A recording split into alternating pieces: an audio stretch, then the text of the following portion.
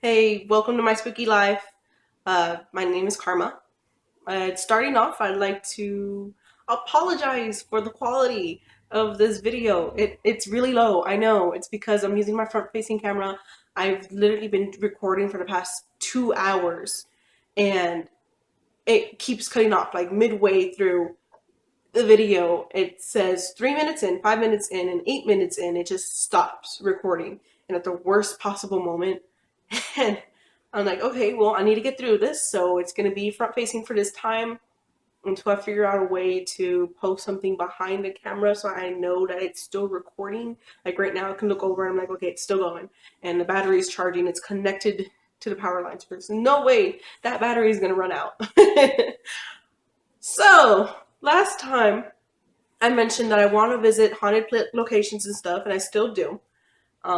I decided that the first place I'm going to go visit is the Gold Man's Bridge, and that's about the best place I've found that doesn't try to charge you money to go and experience something. So if anyone has any suggestions for the Dallas Fort Worth area where I can go and record, take pictures of stuff that have been paranormal, please leave them in the comments below, and I'll do my best to visit all the places available. Starting off where we left off last time, talking about my brother and his experiences with the little girl. The next experience he had, it wasn't such a little girl, it was an older girl. So I shared a bedroom with him, but I never actually slept in that bedroom.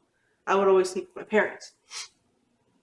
And so one night he wakes up, something wakes him up, and he wakes up and he looks over to me, and he looks over and I'm sitting there. I'm laying down in bed. Something that he's never, since we moved into that townhome, happened. I'd always slept with my parents, even though I had my own bed and another bedroom, right? And he sees this girl around the age of our older sisters, wearing a nightgown, just sitting there, and she was just stroking my hair. I'm in sleep, stroking my hair, and she just looks over to him and just goes, shuts him up. And he's like, okay, yeah, well, he's half asleep, so whatever. He goes back to sleep. And then the next morning he wakes up and he's like, was that a dream? Did I really see that? And he wakes up and looks over, and sure enough, I'm still in bed. And he's like, okay, so that happened.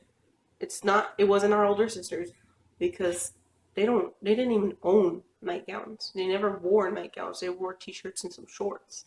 And that's what they would wear to sleep. That was their pajamas. So who was this girl? I was the only one who owned nightgowns, and I was the other person there. So I mean, what was this? He had no idea what it was. And so he just kind of, after that, everyone kind of kept seeing the little girl, kept seeing the older girl. Every now and then we'd see that man that I first saw, not too much. Um, Not a lot of weird things happened. Like, there is two occasions where something really weird happened. The first one was I always had this stuffed animal Mickey Mouse, and so I carried it around with me all the time. And I was eating marshmallows one day, and it was just my brother and I, and it was raining outside. He dropped something outside the window, and so I was gonna help him. We were trying to fish it out, and I was gonna help him get it with the belt somehow. So I sit down Mickey Mouse on the floor, and I put a marshmallow in his mouth. Just, oh, okay, eat a snack. I'm like 5 or 6, and whatever, I don't know what the hell I'm doing. So I go to my brother and I help him out, and when I come back, that marshmallow's gone. Like, no idea why it's gone. And I picked it up and I looked all around. I couldn't see it anywhere. I checked the zipper that it had on its overalls, and it wasn't in there. I don't know why little kid me thought that was it. We didn't have any dogs. We didn't have any cats. And the hamsters, we had hamsters, but they were all locked up in a cage. And it was just really weird. I didn't know what to do about it. It freaked me out. I didn't want to hold that Mickey Mouse too much afterwards. And I think that's kind of where that fear of dolls coming back to life and haunting me at night came from. So with that new fear, my mom had this doll that I swear looked just like Chucky, like before he gets possessed, when he looks all innocent, but with brown hair. And I hated the thing. Like, I'd always hide it in the closet and cover it with clothes, and she'd get so mad at me. Um, so one day, I go upstairs and I go into my parents' room to get a collection of toys of Dalmatians and Pokemon that I had. And I come out and, I just walked right in. And when I came back out, it was there on the bed. I could swear up and down that it wasn't there before. I'm pretty sure it was. I just didn't see it. But I freak out and I dive. I land on the toys and it really hurt, right? So I'm crying from the pain. I'm crying because I'm scared. There's a killer doll on my mom's bed and it's staring at me and it caught me. I don't know what to do. And I cry myself to sleep. So I'm woken up by my mom. She's shaking me. Carmen, wake up. We have to get out. We have to get out. And I'm freaking out like, oh my God, it's killing us. It's going to come kill us. No, she set the kitchen on fire. And so she's just wanting to put me outside so I don't breathe in all the smoke. And, since then, I had a thing about my dolls that I put them up nicely, all my toys and stuff. I put them in the right place. Apologize to them for throwing them around if I was being rough when I was playing, throwing them down the stairs with a parachute on or something. And I put them up and I say, oh, I'm sorry, it's okay. You're time to relax now. It's all good. Weird, right? Um, but, every kid's scared of dolls at one point, right? Okay, so after that, I think this was legitimately the weirdest thing that happened in that townhome. It was late at night. I was watching Cartoon Network. Had to be around midnight, maybe 1 o'clock, because Rocky and Bullwinkle came on. I hate Rocky and Bullwinkle. It's just so boring to me. I can't get behind it. I just can't. So I turn off the TV and I go upstairs. And well, I try to go upstairs. There's a landing, like right before the stairs and the front door. There's a little landing, and on that landing was this pile of snakes, like a huge pile of snakes with all different kinds, all different colors and everything. And it freaked me out. I'm like, okay, what do I do? I step back and I jump over them and I run up the stairs gorilla style, all fours, just running as fast as I can. And I tell my mom, hey, there's a big pile of snakes downstairs. So she goes into her closet and she grabs a white pillowcase. She comes back downstairs and she walks over there and goes into the kitchen and grabs a hammer. And she puts all those snakes inside that pillowcase and she starts beating on them against the wall with a hammer, like just smashing the hell out of them, right? Just really bizarre. And I'm just like, okay, that was weird. Because I followed her and I stopped right above the steps, like far enough to where I felt I was safe from the snakes, but where I could see. And I was just horrified. I was just like, ooh, this is kind of scary. You got bloody pillowcase, dead snakes. My mom going crazy with a hammer. I didn't know what to do. I was just like, okay, she could have taken them outside, dumped them in a dumpster or something, and did it. But no, she just had to put them against the wall and just smash them.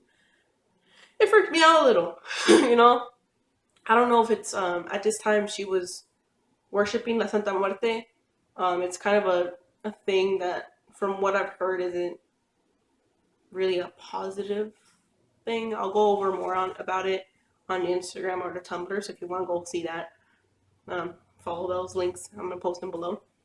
Um, so I don't know if that's what it's. From now that I'm older, I'm come to the conclusion that maybe she thought it was a curse, and so by putting it in a white pillowcase, it kind of breaks the curse if she kills them.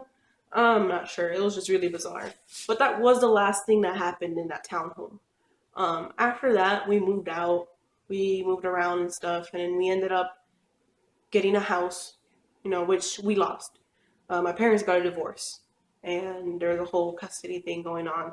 So, they lost the house.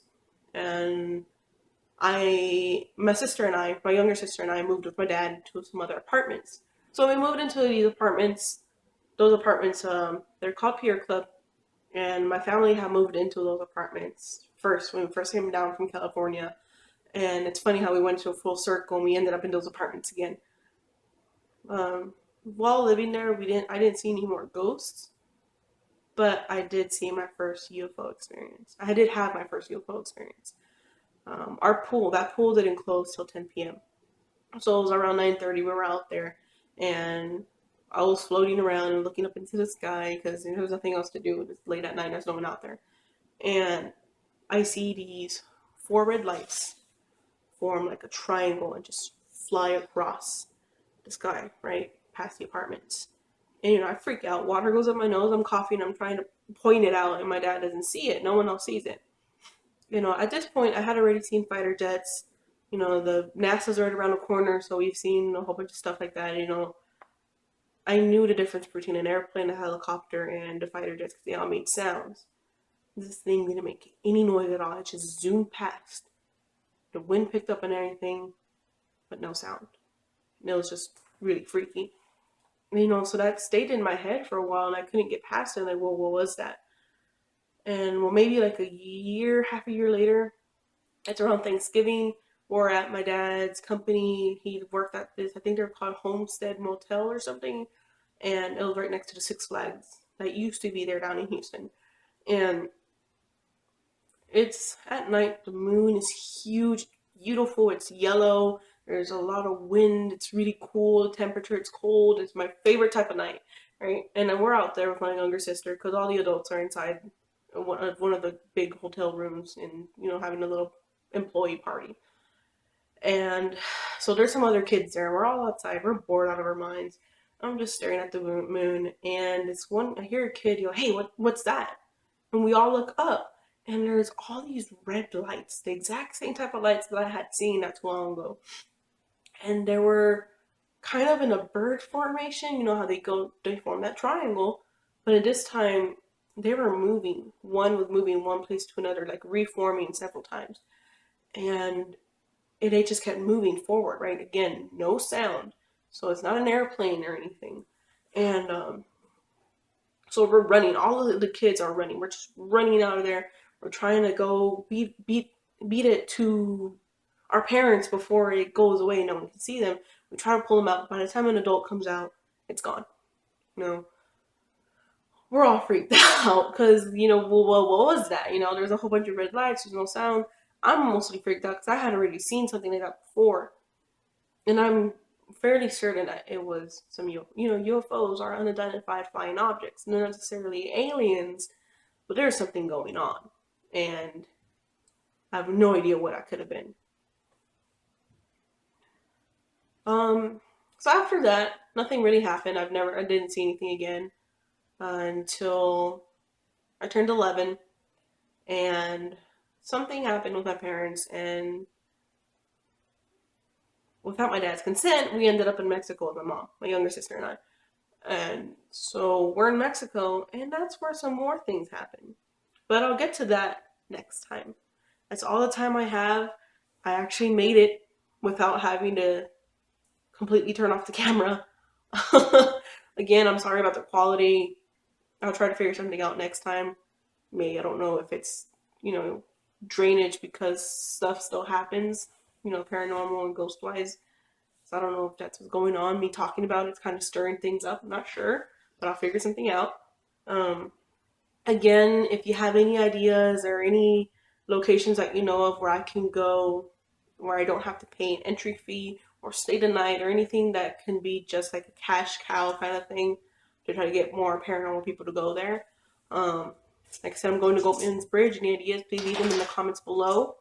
I will be leaving the links to the Instagram and Tumblr for this channel as well down on the description box. And thank you again for watching, and stay spooky.